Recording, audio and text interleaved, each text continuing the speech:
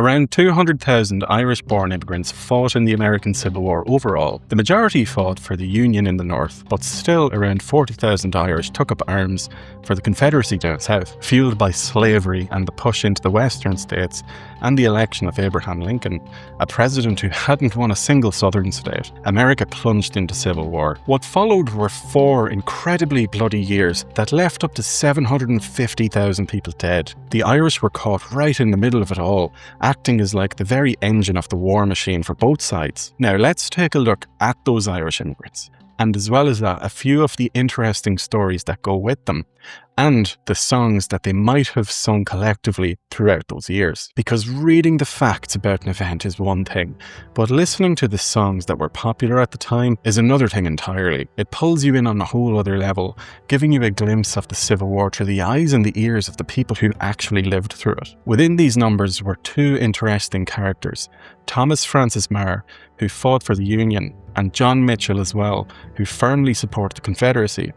It's worth noting here that before this, they were both key leaders in the Young Irelander Rebellion of 1848 back home. On the same side as well, they were exiled and eventually fled to America. Fast forward 13 years to the start of the Civil War, and they found themselves backing opposite sides. Mitchel himself actually couldn't fight because of his terrible eyesight, but his sons took up arms for the South.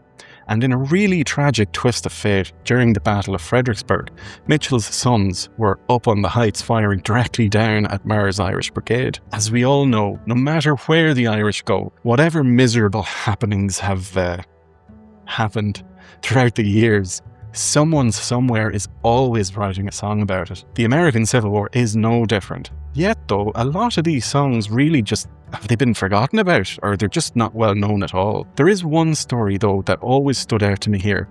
During a break in the fighting in the Civil War, the Irish lads on the Union side started singing a song from back home called Dear Old Ireland. It was a freezing night, and their voices carried across the icy water to the Confederate camps on the other side. When the Irish on the southern side heard it, they sang back to them, finishing the chorus essentially. You had both sides under strict orders to kill each other, joining their voices in this dark place and remembering the home that they'd left behind, singing the familiar songs together just to turn around the next day and point guns at each other, as if the singing never even happened. The music was right there, right in the middle of all this fighting. But that begs the question as well.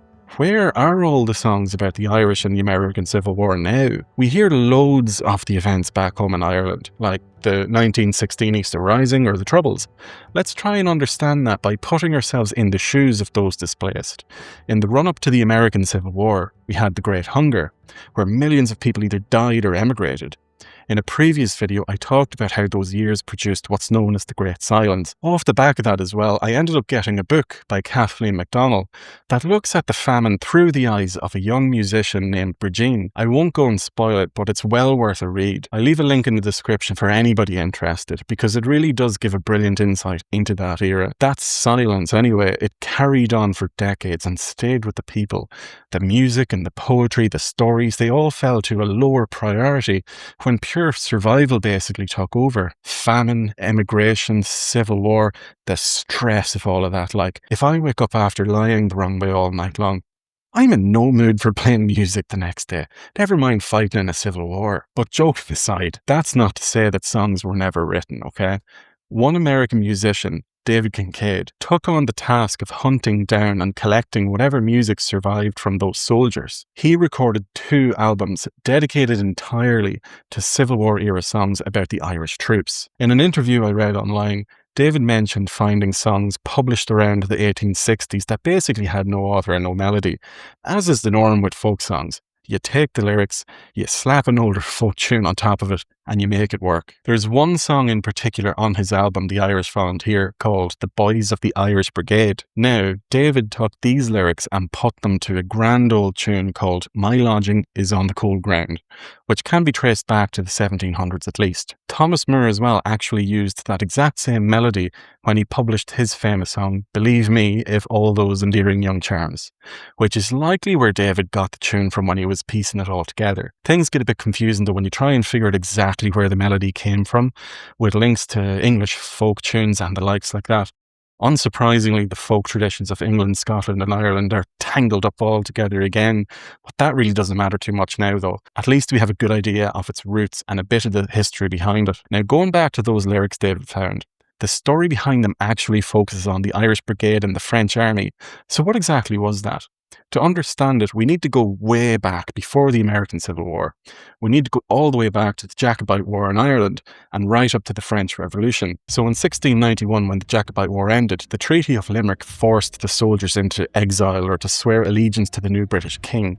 10,000 men chose exile, and these men were called the Wild Geese. Once they arrived, the French king organised them into the Irish Brigade.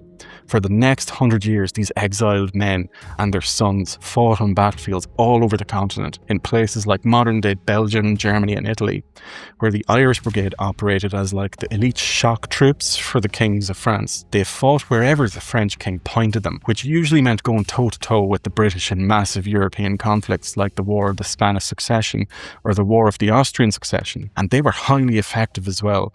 Their most famous moment came in 1745 at the Battle of Fontenoy. The Irish Brigade launched a devastating bayonet charge, screaming the battle cry, Civnagy ar Limerick agus ar fáil na Sassenach. Remember Limerick and the Saxon treachery. 100 years and several generations of families.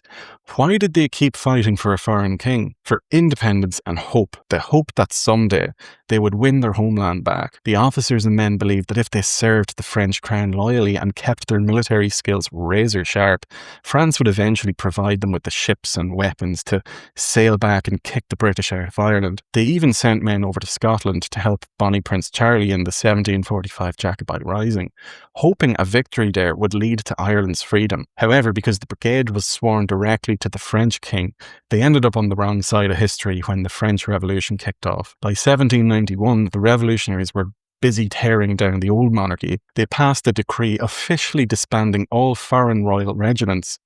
The famous Irish Brigade was broken up, and its men were either absorbed into the new Revolutionary Army or forced to flee all over again. That 1791 date marks the end of the line for the original Irish Brigade. But what I find rather cool about this is that the lyrics penned in 1860, reflecting back on that 100-year stretch, lived on within the American Civil War.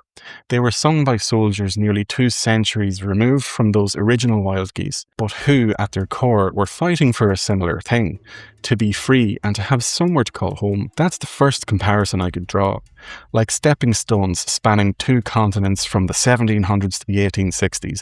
But I felt there was a wee bit more to it as well though. Both groups were displaced. The French Brigade was formed in 1691 by the Wild Geese, the Jacobite soldiers exiled from Ireland following the war. Then the Union's Irish Brigade in America was formed in 1861, again by Irish immigrants, this time fleeing the devastation of the famine. Both units earned also legendary status for their bravery and effectiveness in combat. The French Irish Brigade was considered one of the most elite units of the French Royal Army. Fast forward to America, and the Union's Irish Brigade became renowned for its fierce fighting spirit in some of the Civil War's bloodiest engagements, taking staggering losses while assaulting places like Bloody Lane and Fredericksburg, to name a few. As we briefly mentioned, the soldiers in both brigades maintained a strong desire for Irish independence. The French officers aspired to return home and regain their ancestral lands, even participating in the Jacobite Rising in Scotland towards the end. The Union Brigade was commanded by Thomas Francis Meagher,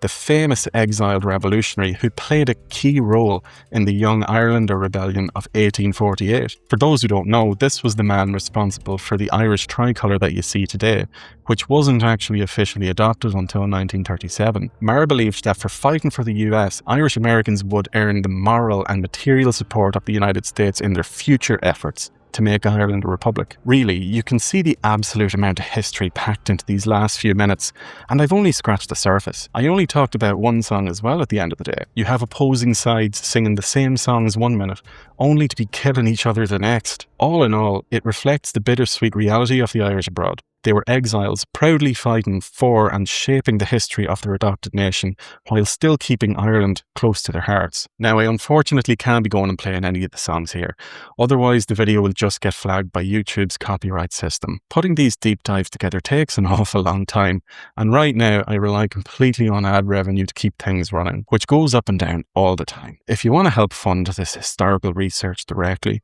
Patreon is the way to do it. There's just so much more control over the experience there as well, and it's ad-free, more interactive, and early access to videos. It is a great community, and you also get a chance to vote on the stories I cover next, so you have a real part in where the channel goes. You'll find the link in the description anyway if it's for you. The American Civil War story doesn't end here as well. I have an absolutely amazing story coming up that you have to keep your eyes out for. It features a brand new song written by a talented musician. I tell you, he spent months putting it all together, pouring heavy research into actually writing the song. But that upcoming video is going to be a good one. It's the real story of a person you would have known absolutely nothing about before. Someone who left Ireland because of the famine and fought in the Civil War as a young teenager because he had no other choice. That is exactly the kind of unique story I wanted to bring to you all when I started this channel. There have been a load of challenges along the way, like the whole getting restricted from playing songs examples, right? But I hope you understand, my hands are a little bit tied there. I have big plans for the channel over time anyway. Expanding into Patreon, for example, and connecting with you all more makes it a lot more possible to achieve. I would love to eventually as well have more people working with me on making these videos, because it is impossible for one person just to juggle it all. So yeah, keep your eyes peeled in the next few weeks. I've heard this new song now through several stages now, and it's been great fun seeing it from start to finish, so I hope you do enjoy it when it comes up. But tell me, when looking at folk songs, which one do you think really covers the events of the American Civil War the best? Is David Kincaid the best on that front? I genuinely don't know, because honestly this was all a new area for me to look into, and I'm glad I did. It's so interesting, and it's no surprise that Ireland and America have had such a close relationship throughout the centuries. But let me know your thoughts in the comments, sure, and tell me if you'd like me to make a video on another particular song or a historical topic or something like that you'd be really interested in seeing. But anyway, look, if you enjoyed the video, please leave a like and subscribe as well, especially if you don't want to miss that upcoming video with the brand new song release. Subscribing will notify you of it when it comes out. A huge shout out to all the people who have supported the channel over the last year on YouTube and Patreon. You're all keeping these videos coming, so to each and every one of you, thank you so much. Let's also extend a warm welcome to our newest members: Margaret McDonald 9052, Liam O'Connor 363, and Mellow Yellow 56. Thanks again for joining, and I'm glad to have you all here. But look, I'm going to leave it at that. Thanks again for watching, and I hope you all have a great weekend. Slán go fóill. Cheers.